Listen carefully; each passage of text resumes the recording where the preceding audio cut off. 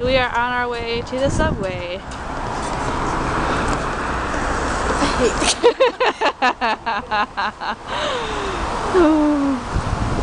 We are in Kagdam. We don't know where we're going specifically. The bus will take us to Geumsansa temple, we think. Geumsansa. The only reason I know what it is at the end is because it has Sansa in the last few letters from Game of Thrones. It's the only reason I know. Yes, I do want to document everything, Ashley. Why wouldn't I? We are now walking around the express bus terminal because we are an hour early.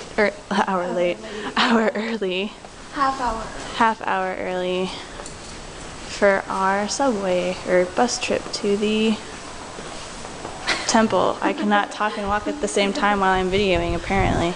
We're waiting for the other foreigners to show up, and I think we just saw 2 people walk by with backpacks. Last time I checked, there were 3 seats left. 3 seats left for this awesome adventure. We are on our bus. I think it's our tour guide. I don't know why I'm whispering. Why am I whispering? Ash is gonna fall asleep pretty soon. We're at our rest stop. Something over there called a pizza hot dog I might have to try.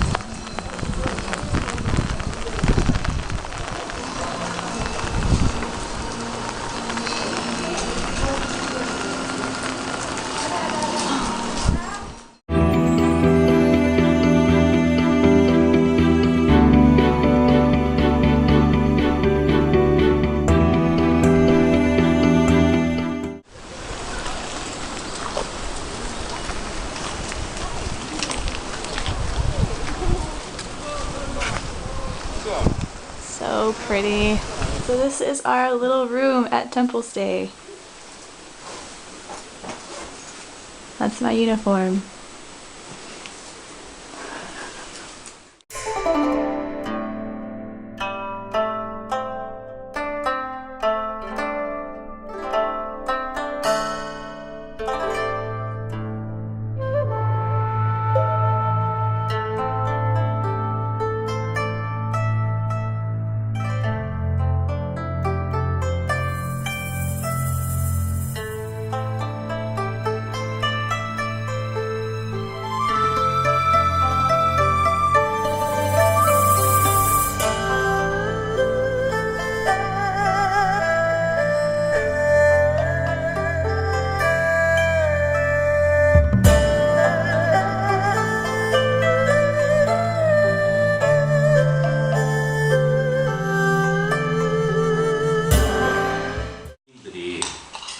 식사를 할 때 여기다가 음식물을 걸식을 해서 여러 가지 음식물을 받아와가지고 자기 천으로 돌아왔습니다.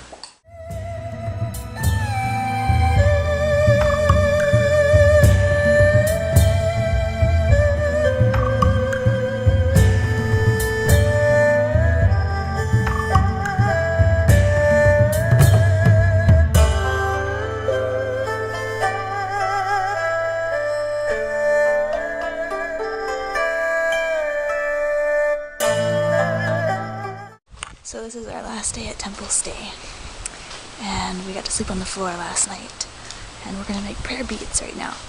So we're gonna go to a temple, doesn't really matter which one, this is where the monks live. We're gonna go to one of the temples and sit quietly, and every time you put a bead on the string, you have to make a wish, and then you bow. So that's what we're gonna do.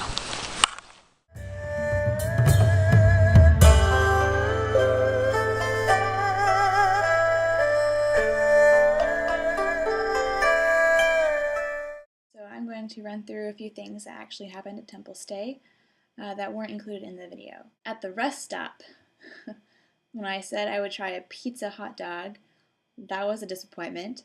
I ended up getting this fried hot dog bun with pizza sauce inside. No meat, no cheese, no hot dog, just hot dog bun, pizza sauce, fried. When we arrived, they gave us our Dharma clothes, and it basically consists of a jacket and a mix between yoga pants and some kind of MC Hammer pants. That's how they felt to me. Ashley and I decided to go to the main entrance and walk around the park that was there. On our way back to the temple, we were just chatting and walking, and you're supposed to hold your hands a certain way. Your left hand is representative of the universe, and your right hand is representative of yourself. So I believe it's left over right. I always ended up doing my right over my left because that's just how I feel comfortable. But that's how you generally look, and you put it right, kind of right above your navel. You hold your hands there. And whenever you meet a fellow layperson, you're supposed to bow. Or if you meet another monk, you're supposed to bow. So we're walking on our way back, and this Korean couple comes up to us, and they offer us their snack. And of course, we were very hungry. So I held up my hands, and they just gave me their snack. It was very interesting because not so much that I was expected, like we were obviously not expecting it, but the tradition, monks, they had to usually beg for their food in the old times. So offerings are really, they're more natural here, I would say, than if we were in America. And that was really interesting, and the snack was really delicious. So we were very appreciative. And on the way in, there's a small gate, an entrance gate. And it's the first picture of the slideshow when we actually arrive at the temple. And there are the 4 guardians inside, guardians of the 4 cardinal directions. I believe the one with the sword, he guards the east, and he's standing next to the guardian of the north, then the guardians of the west and south are on the other side. And you are supposed to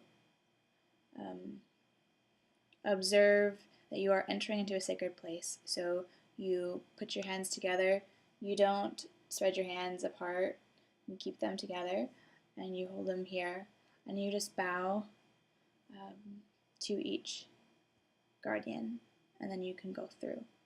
And on the other side, we actually saw a monk, and I was actually really excited to bow to him and show respect through the Buddha and such. So we bowed, and he came over and he talked to us, asked us where we're from, how long we're going to stay with the program, and that sort of thing. And it was very interesting, and it was nice because they're very friendly. In the Buddhist culture, you're supposed to eat everything in front of you, waste nothing. And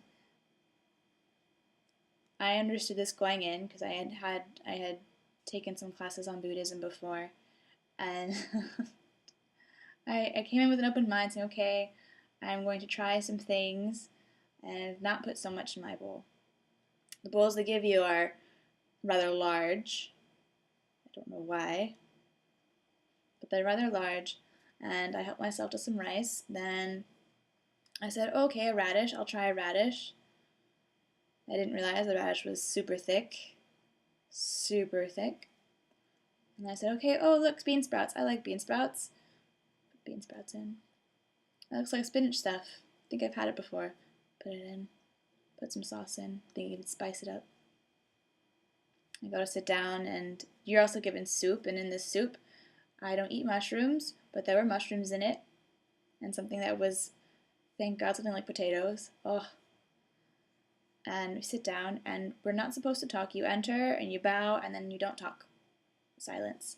So communicating whether or not someone, if you wanted to trade, here's this radish I won't eat, Ashley. You want it? You want it? Kind of raising your radish and nodding suggestively about the radish. This meal was probably the hardest meal I've ever had to eat. Taste was very bitter, and I kid you not, I was gagging halfway through the meal to the end. And Ashley was sitting across from me, and she could tell it. Adrian was sitting diagonally from me. She could tell. Oh my gosh, it was the most traumatic eating experience ever. And the mushrooms in my soup, I knew I couldn't taste them. It's a texture thing for me. I just chewed them as fast as I could, swallowed the soup. After our meal, we have time to go and attend a Buddhist ceremonial service. And again, forgetting my camera, so I could not document everything. We go out in the rain, super windy, and we go to an area that has a drum, a large bell, a wooden dragonfish kind of instrument, and then a gong shaped like a cloud. And what they do traditionally is they ring these before the services. When they play the drum, the creatures of the earth forget their troubles, and when they ring the gong, the creatures of the sky, same thing, dragonfish, creatures of the sea. The bell they ring to kind of ward off the creatures of the underworld and the evil spirits and that sort of thing. And we each were able to ring the bell one time, and that was really, really, really special, I thought. And just being able to close your eyes and kind of concentrate on the sounds, that was really neat. After that, we went into the main Buddhist hall where all the Buddha statues are, and we followed along with the service. We prostrated ourselves and bowed and that sort of thing. And then it was time for the conversation with Buddhist monk. And these are mostly questions, and they served us rice cakes and tea. And I can't tell you how thankful I was for the tea or the rice cakes. Apparently they were the best rice cakes in that area, and I had tried rice cakes before and did not like the texture, but these were just amazing. You were in bed by 10 o'clock, 10:30. Then following morning, you had the option to get up at 3 a.m. and attend service. Ashley and I set the alarm, but we decided not to do that. We'd just wake up at 4:30 in the morning with everybody else. And then we had 15 minutes of morning meditation. After that, we had breakfast, which is basically the same as dinner. It's rice with several side dishes. But this time we wanted to do the monastic meal, which involved 4 bowls together, wrapped up with your utensils and napkins and that kind of thing. And you have your washing bowl, your side dish bowl, your soup bowl, and your rice bowl, which is the largest. You're served boiling water first to clean your bowl, and you kind of have to do this with it and go through the order of the bowls, largest to smallest, until you get to the cleaning water bowl, and that's where you leave that water. And then you're served your rice. The rice will come around the second time, so you can either give back what you have, like some of what you have, or take more depending on what you will eat. And the side dishes are already laid out, so you serve yourself the side dishes. The soup, you serve yourself. Again, you can only take what you're going to eat, so this time I made sure just to take very, very little of everything. Once you finish your food, get your rice bowl, and boiling rice water is poured into it. You take one of the radishes that's provided, and you clean your bowl with the radish and the boiling rice water. And then you go to the soup bowl, you do the same thing. You go to the side dish bowl, same thing. And then once you have finished, you drink all the dregs, and then you eat the radish. After that, you take the cleaning water, and then you clean everything by hand, and then you wrap it back up. After our breakfast, we were supposed to do community work, but the weather was terrible, so we didn't end up doing community work. And so we had basically 2 hours of free time, and I think the majority of people went back to bed. And I can tell you I slept for maybe an hour and a half. That was the best nap of my life. On the floor. It was the best nap of my life. So it felt like 5 hours because we were up so early, and we hadn't really done much from 4:30 to 7, but it felt like we had. So by the time I woke up, it felt like 5 at night. Then we were able to do the walking meditation, going through the forest, and there are these two trees.